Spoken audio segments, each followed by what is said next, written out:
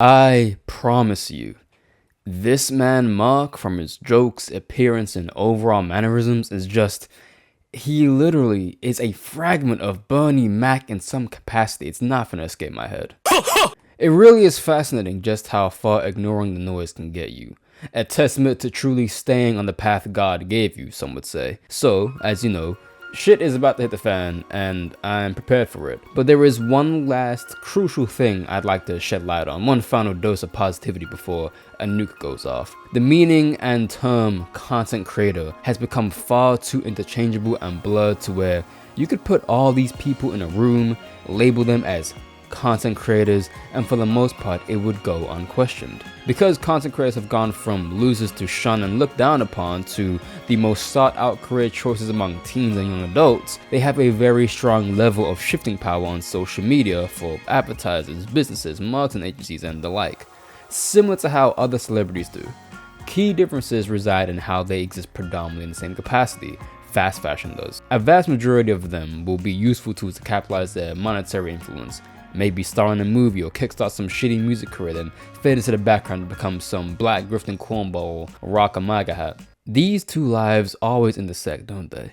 The pipeline from washed up content creator to Republican is always the go-to. Anyway, all of this is to say, when cultural significance and influence comes into the mix with content creators, there really are few, a genuine few, that I'd say have ushered both an interesting and mostly positive influence within the black community.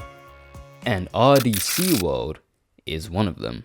I do think in an age where people jump on and out of groups, content creators, and other trends and phases, that RDC Crew have not only maintained relevance without the success altering the shapes of their soul, they have done so in a way which doesn't heavily enforce the notions of representation I have mentioned previously. Their comedy and creative avenues to create content doesn't come at the expense of a collective image, but instead maintains that of a positive and reinforced group of loyal and affirming black men. Plus Dylan. We rock with Dylan. Shout out to my South Asians. That non-bread is grrr than a bitch. However, there is something I would like to claim that I don't think is too much of a bad argument. Hold on now. Are those bags under your eyes, or are you just aging terribly? Oh, I see. That explains the fatigue. I know why you weak. You look like a geek, and your girl camping out posting feet pics all up on the street. But don't worry, dude, the homies came through with another sponsored vid by the gang. Shout out, man, to sleep. Unlike your ex, man, to sleep truly is one of the best investments you can make to ensure a restful, pleasant, and dreamy sleep. With an array of different masks to pick from, you have something your dating life doesn't have, which is options. With its adjustable strap which emphasizes both mobility and comfortability, you don't have to worry about moving around with irritation due to its soft material. The blackout feature eliminates any and all light, so you really can't see not a damn thing. This is great for long flights or car journeys. Additionally, if you're someone that heats up at night, you could also get these cooling bags. You can cool overnight. They'll really both install relief and satisfaction. The one I got is a sound sleep mask because, like I said last time, I like to tap into something more peaceful and tune heavy when I sleep out. You know, something to go ahead and just relax my mind. To be real, shouldn't love this city, but I love this city. Whoa. So click the link in the description below and use RDCD for 10% off your purchase. Thank you, man, to Sleep again for sponsoring the video. And now, you can go ahead and sponsor this nap because your boy tired once again. Since 2015, which was the release of their first explosive viral video, that being When People Take Anime Too Far, they have been one of the most consistent content groups you have seen in the 2010 onwards. But it's more than that. Not only are they the most consistent, but I truly think they are some of the most culturally influential content groups that have emerged in the modern age and are one of the pivotal mechanisms that greatly exploded the normality and pride of being an anime fan in the West. In fact, I think the latter half of that statement I'm underselling. They are the most pivotal vehicles in driving that acceptance of being an anime fan in the West, especially within the black community, to where no one else really comes close. And for some of y'all that might say him, no, don't talk to me about no Gigok. If anything, his meta was around the pride of being an anime fan was still weird. No shade in the sun I'm shining. In understanding that, With their current course, they are also on track to producing a black-led entertainment industry that helps and supports the ingenuity of true content creators. But where does this come from? Where does the importance of this group establish itself, and how have they intersected both culture and pop media in the same mix to where they have created a convention that hosts some of the most popular artists in the game right now? Essentially, the analysis behind how they became a central pillar in the modernity of black culture, evolving a hidden demographic from national to international capacities, and how I would like to assert a certain perspective that is often overlooked when the popularity of anime is taken into question, and what it says about the greater context of trends within pop culture and Western society. To briefly give a backstory, RDCWorld 1, commonly known as RDCWorld, stands for Real Dreamers Change the World. It was something Mark Phillips and Affion Harris founded with their desire to create content and change the world with their creative ambitions. Well, actually, they wanted to make a manga, first known as The Resistance, and their channel served as a means to promote that. In fact, they reached out to a lot of companies for the purpose of greater outreach. However, this wasn't landing with any of the companies they pitched their idea to, so they rebranded to predominantly make skits and comedy sketches until their brand was notable enough to receive their recognition. The two would mainly create content discussing their opinions on college life, story time sections, trend jacking skits, and a mix of mostly that. It was kind of all over the place that lacked a specific structure and flow, but it appeared that their goal was to truly achieve virality through means of more clickbaity-esque generalized content.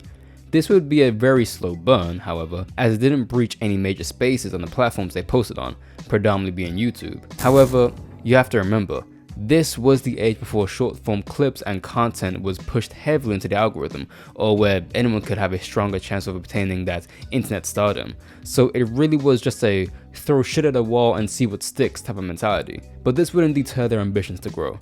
It would be in these early years that the core team would be established, that being Mark's cousin Leland, Desmond, Ben, with John and Dylan joining soon after.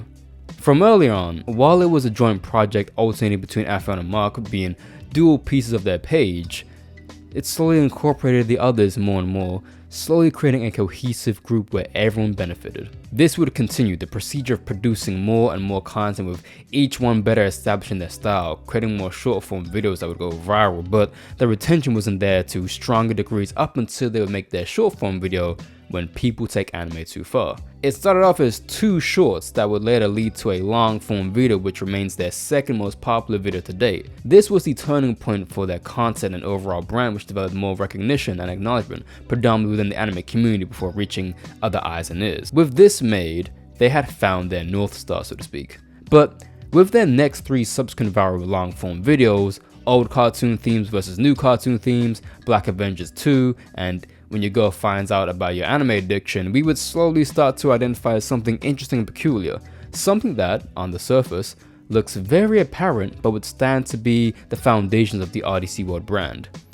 These guys are really weird, but weird in a way that would categorize them as nerds with a cool factor. No one is or was calling them that, but the videos conveyed the message. We can make dorky stuff about the niches we like without playing into the meta that we should be ostracized for liking them. It wouldn't start and stop with anime though. They would build up a fan base who didn't watch anime at all by making skits like black people in horror movies or how J. Cole fans react. This would be the expanding of their market to attract all demographics of peoples, fans of anime or not. And then they struck gold. Again, with their NBA skits. What was first seen as content creators just making content, they were becoming more than that. They were starting to become iconic and verified in spaces, music, film, anime, sports. Their growth didn't just start in orbit with YouTube, but their ambitions led them to partnerships with those like Hypeland and House of Highlights, to Puma to partner with J. Cole's newest shoes, even being in a music video with him. Jermaine, go! LeBron James, Steph Curry, Kendrick Lamar. The more they made, more importantly, they remained centered at their core. The people gravitated towards who they are.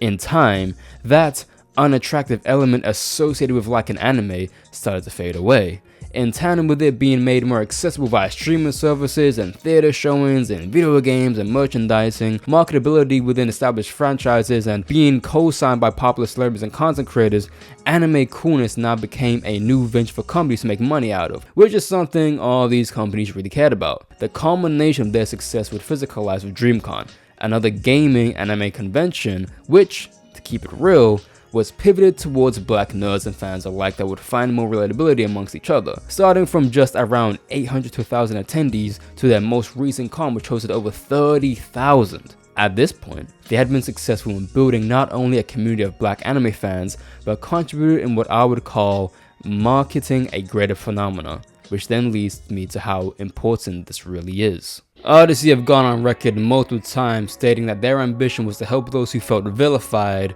for like an anime and manga, comics, games, whatever they like, feel a lot more seen and heard. With their skits, their goal was to better normalize one's interest in anime, comics, video games, and the like. Their body of work served to better deliver this, all without changing to conform to industry standards or morphing their identity to grab a larger success. Mark, through his own admission, even said that Hollywood has tried to poach him at the expense of the rest of the RDC crew, to which he had shot down and walked away from because he understands something that the predatory industry doesn't. Community over capitalism. I'ma keep saying this till y'all get it. But how does RDC making popular videos have anything to do with the greater cultural significance? Predating RDC, anime in the West was definitely a big thing, but it was a big thing the same way gaming and comics were a big thing, within niche markets that gradually breached into more conventional spaces, fashion, sports, movies, things like that, and it started way back when. Astro Boy was the first anime to air in the United States in 1963. Back then, there were no English subs to watch, and there for damn sure was no simulcast the same way some of y'all entitled new anime fans are bitching about when they're not immediately on demand. Y'all don't know the struggle of having to wait multiple years for a dub. There was a lengthy publishing and placement process regarding these shows being aired on selected time slots on television. It was less about it being an economic cost, but more about a cultural one that benefited both the US and Japan. You see, after the end of World War II and the bombing of Hiroshima and Nagasaki, there were various strategic, political, and economical moves of reframing Japan's image to the rest of the world, but the underlying motivation was to prevent the domestic spread of communism. The Supreme Command of Allied Powers, otherwise known as SCAP, with the head operative figure General Douglas MacArthur, took the necessary steps in rehabilitating Japan through enacting punitive consequences through war crime trials in Tokyo. This included dismantling the Japanese army, barring former military officers from taking up political roles of leadership, dissolving the major zaibatsus, and looking to usher Japan into the free market trade. And an occupation that lasted from 1945 to 1952, the objective was simple, both from SCAP and the Japanese government. Bury as much of the truth as we can, do it as fast as possible, and move on. The years that would follow after would have Japan go deeper and deeper into victimhood following the Hiroshima and Nagasaki bombings, being both acknowledged in the West and Japan as a human tragedy which we should never forget. But there would be next to no acknowledgement of the Japan the world knew before 1945 that we should never remember. The Japan that villainized China so badly that even Nazis condemned them. But to the US, that remains secondary to a realization that an emerging communist party similar to China would be far more problematic to deal with. Post-occupation, Japan would then enter what we know to be the Japanese economic miracle, which, to quickly summarize, was the economic boom Japan saw post the depression after World War II, with the help of the US providing them with the necessary resources and policies to stabilize their economy. One of the leading contributors to this was the adoption of the inclined production mode, which prioritized the production of key raw materials such as steel, coal, and cotton, and the inclusion of women labor in the production of said raw materials. Through this, it boosted the economy, which allowed them to recover at a rapid rate and rejoin the global economy by the 50s. This, in turn, altered Japan's societal views and interests, which would allow them to divest more time, attention, and energy towards entertainment, which would contribute towards the increased production of anime over the next several decades. So now, in the early 60s, NBC Enterprises bought the rights to Astro Boy for distribution and localization in the West, which was led by film and TV writer/producer Fred Ladd, the first person to introduce Japanese animation to the Americas. The localization process included not only dubbing, but a marketing model to better help acclimate the Americans for a better understanding of this foreign new medium. So not only have Americans successfully prevented the potential growth of communism, they assisted in reintegrating Japan into the global economy, preventing a nationwide famine. And now we have what would be one of the most profitable forms of entertainment for localization. But there wouldn't be a huge cultural shift of this medium up into the 80s when movies like Akira and My Neighbor Totoro were localized. While they were not economic successes due to the limited release in theatrical markets, they developed a strong niche and communities, especially Akira, as we all know. Seriously, I'm gonna be so real, I'm tired of this slide.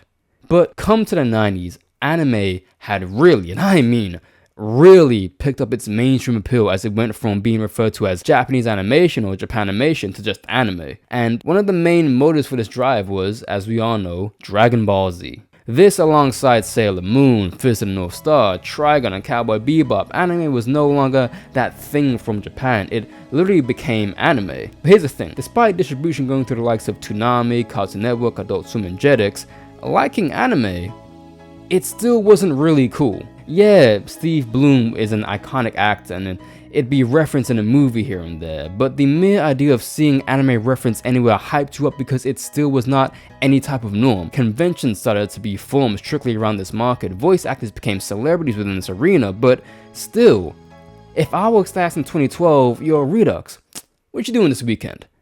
And I said, I'm going to KawaiiCon, the response would be, you mean that hentai shit? Ew! I'm not even playing with you. Growing up, especially when I was around 12 to 14 years old, anytime I told anyone I watched anime, they accused me of watching hentai. Keep in mind, this is back when Boku no Pico was making rounds. If you don't know what that is, just know... Never mind, I don't feel like talking about it. But this is to say, despite it being more and more mainstream, it still wasn't cool to like. You weren't getting any pussy with it. Look at you, you fucking nerd. This is something I've been saying since I was a youth way back when. Of course, I didn't interact with internet forums or communities, but outside of my family, we all knew what Dragon Ball Z was, so I just led myself to that conclusion. But similar to how women find liberty and expression in astrology because men sought to push them out of hard science and demonize any avenue they try to find freedom in, Black people especially saw that in the outlet of Dragon Ball Z, not exclusively, but especially for Black youths and adults. I say this because anime being something brought over from a different country with different cultural conditions strikes a similar function to those within the Black community who have to find themselves in their own identity against racism and bigotry. These anime characters like Goku and Naruto are those who build their strength and power through hard work, determined will, and perseverance, without having to necessarily look like them. There is a certain appeal. Additionally, East Asian culture is heavily rooted in spiritual and religious beliefs, so is African spirituality. Both have polytheistic aspects in their belief systems and their governing powers, which are inherently different from the more monotheistic traditions that govern the Western world. Martial arts also exist within the same breath. There is a deeper and longer story between the connection between Black people and martial arts in the West, but in the interest of time, after karate was introduced in World War II, it found a home within Black communities where dojos and schools that taught martial arts were effective economic avenues for after-school activities, as well as places to go to that were not the church. Social hub zones that taught self-defense, discipline, and a deeper connection with the self. Not only was this popular among teens, but the Black Panther Party also incorporated martial arts classes in their self-defense courses. Now let's talk prevalence and exposure. Due to how cheap importing Chinese movies were, they were often played within these Black communities where you would often catch your kung fu movies that would strike a heavy chord with Black people, and the infatuation with Bruce Lee was also a massive inspiration within these communities, along with Jim Kelly, who co-starred in Enter the Dragon, a very influential movie where you see both a Black man and an Asian man kicking ass. So now you have installed a natural affinity of martial arts in East Asian culture with the Black community due to 1.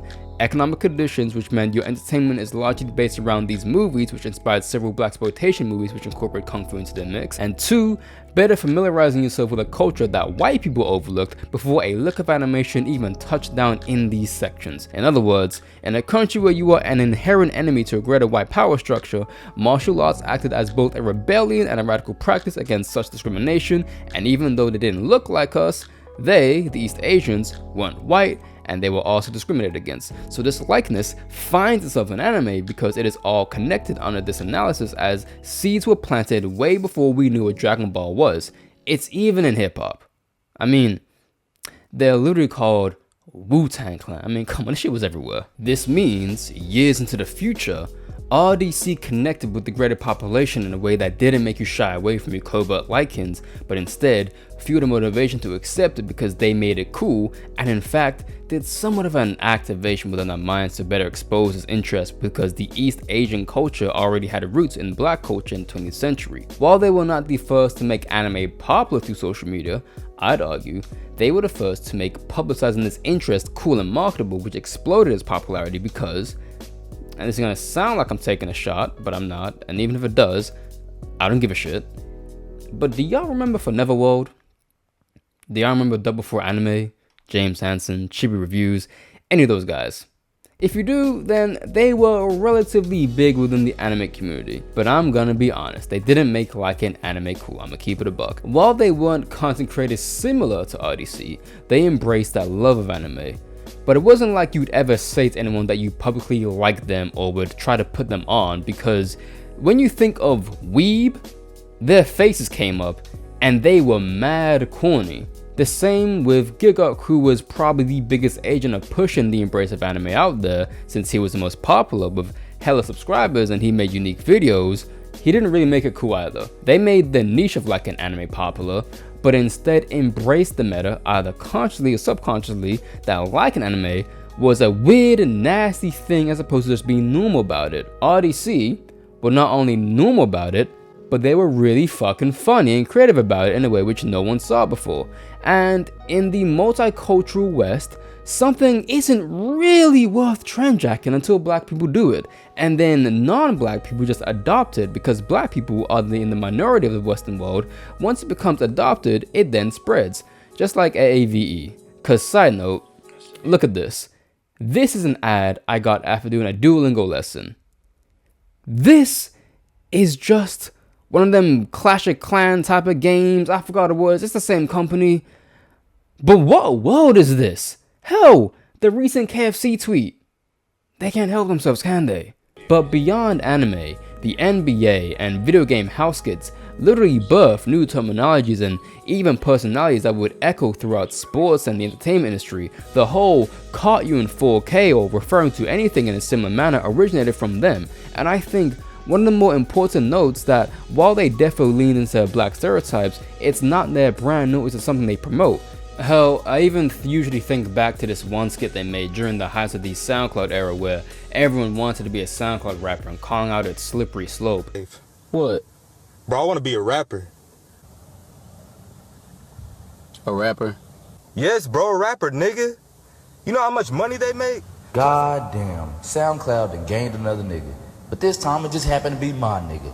Why can't niggas just get their education? Some niggas gotta be scientists, everybody can't be rappers. Even beyond this particular skit they made, they've made it a point that their content pokes both fun and holes into a lot of the bougie customs, such as the Cash Money Mark skits or even the subliminal messaging in their hood avatar skits.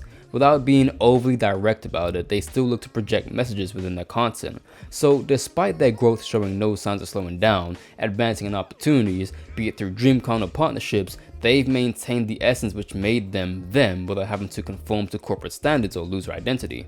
Along the way, they've effectively communicated the importance of having your soul remain incorruptible and still being able to make the content without sacrificing a cultural image. In doing so, the growing talent of black content creators that also embrace the love of anime without discarding their identity grew until we saw what I could only describe as a coalition of stars, some pre-existing from the days of early 2010s YouTube and Vine to see accelerated growth like King Vader and Caleb City, whereas others emerged post RDC's rise in 2016 like Afro Sendru and Long Beach Griffey before he turned into some edgy weirdo. Chris Dillon, Milesworld, Sylvanas, Rab So Petty, CJ the Champ, anime/anime adjacent content creators emerged in mass, each providing a different level of creativity and growth within this space with a way paved by RDC, but you can see a variety of talent that existed before and after them. Their fan bases are a mix of heavy to light anime fans or not anime fans at all. With RDC as the established paradigm, companies now leverage these creators as new talents and agents to further push the spread of anime in the West. Netflix deals, commercials, brand partnerships. Anime no longer is a smear to a brand due to its reputation among the niche, but its influence leveraged by black content creators that illustrate its capabilities within the entertainment industry should not be strictly confined to just the YouTube community. As we see, Anime has become far more normalized and accepted in mainstream society. This isn't just by coincidence or chance, but a delivery action caused by years of connected events that you wouldn't have even thought would connect. But with black people's inclination of accepting East Asian culture into communities without seeking to exploit profit from them, it would lead itself into a synergy that would even make Bruce Lee and Jim Kelly proud. Anime and manga are full of some of the greatest stories and adventures I've ever read with an abundance of creativity. To dismiss it through prejudice is to dismiss a culture in itself. But more importantly, I think with RDC bringing anime to a greater forefront meant there was a stronger openness to the discussion with these stories and the literature amongst all people. Many anime introduce people into a lot of revolutionary ideologies and anti-capitalist and anti-imperialist positions which have kickstarted people's political journeys. And while this is not an immediate or direct relation, one of the biggest streamers in the world, IShowSpeed, has made a name for himself by going to different countries, experiencing different cultures, and overall expanding his reach on the world for better or worse. And the picture he uses as his icon is Luffy from his favorite anime, One Piece, where Luffy is literally the greatest freedom fighter in Eastern media. Imagine all the new fans that came from Speed to pick up One Piece and see your heroes present a very anti-government revolutionary front. Maybe not in a huge abundance, but you get the point I'm making. Their acceptance of this taboo niche is expressed far more nationally, which increases the eyes of these great stories. Look, I know this may sound like I'm saying black people in America are the reason why anime is as popular in the West as it is today, to which I will say, you're damn right. Folk would still be at conventions being labeled as losers because no one was making it cool to like anime. And if you think I'm lying, you have to show me a group or a content creator that has amassed a level of influence that has shifted a global perception of it using social media to the degree RDC did. You can't because no one did. At most, you had Double 4 being upset about it with a shirt off. When was the last time you heard the term weeaboo? If you're unsure about what that word means, it just means someone who denounces their own culture to prioritize Japanese culture and claim its superiority, but predominantly because of anime, not because they're intellectually driven to respect and understand a culture different from theirs. But it was just classified as a term to describe anime fans in general as well. Those like Giguk for Neverworld and even King of Lightning did very little to stray from this association, and even fueled the stereotype by affirming their very prejudices made against fans. But RDC and others didn't make being a weeb a brand, nor was it self-deprecating. There is no guilty pleasure. It's just a group of friends doing what they love because they enjoy it and it spreads. Hell, Meg Thee Stallion had a whole ass anime song and cosplayed as Yoruichi. She cosplayed as the goddess herself. I ain't seen no one put Sabrina Carpenter in a very getup. That's because non-black people are more often than not overly concerned about everything black people do and tend to follow it if there's an aesthetic appeal to it. You ain't fooling me, Billy. Nas was dressing like this way before you were born. Y'all know it's Stilo. There may be some that will see this as me being overly praiseworthy or hell, even fanned out. So the fuck what? As a black man, I will always be proud of positive strides made that don't make us look bad but instead set an influence. I will always give support and credit whether it's due or not, because not only is that the point of community, but because we're disconnected enough as it is, and if black support makes you feel uncomfortable, then that's honestly a you problem. While I'm aware RDC are entertainers and those that know me and understand my stance on people confusing entertainers with thought leaders or enlightened leaders, that's not my point. My approval comes from their heart, genuine desire to be themselves and inspire others that you can be black and a nerd without pandering or having to feel embarrassed about it. Hell, just being comfortable being a creative black content creator in general, without the fear of judgment from others. Single-handedly, to produce a shift within Western entertainment to where if you line up a majority of black content creators post-2016, the odds are the majority of them will cite RDC as a source of inspiration, direct or not. In their 10-year run, they've stood the test of time and shown over and over again that no matter who you are, no matter what you do, the best thing you can do in this oversaturated field of content and media is to be yourself on and off the camera. To know that you are who you are with pride and honor from a culmination of interests, likes, passions, ambitions, and history. You should never use the meta as a defense mechanism, but instead own your own authenticity without it coming at the expense of a greater narrative. In a poetic tale, worthy of their prestige conceived from nothing but an idea and a will to stay true to themselves, Dylan Leland, Affion, Ben, Desmond, John, and Mark are the embodiment of their title and prove to you, to anyone out there with a vision and a dream to inspire and be inspired, that real dreamers do change the world.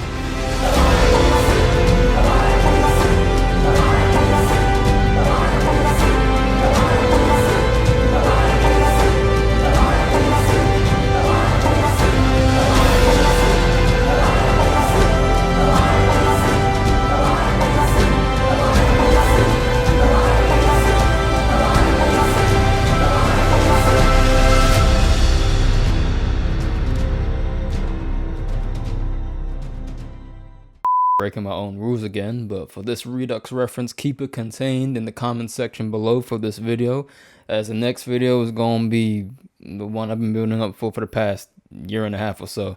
So the Redux reference is, drop down below your favorite RDC skit. My one is, damn, there's quite a few. The Blade one is funny as hell. That one was mad funny. Damn, I really don't know. I really don't know. I can't lie to you. The Blade one's funny. The Popeye one is funny. Yeah, I don't even have one. I thought I would have one on deck, but I really don't. Kind of goes to show just how diverse their range of creative content is. Either way, the next video will drop when it drops, and it's gonna be that video. So I hope y'all will appreciate. Why am I getting that? Give me patience. That's what I'm getting at. Give me patience to get that one out. I'm currently writing it right now. And yeah, when it's out, it's out. But thank y'all for watching this video. Thank y'all for your patience. And back to the shadows I go to get a job done. Deuces.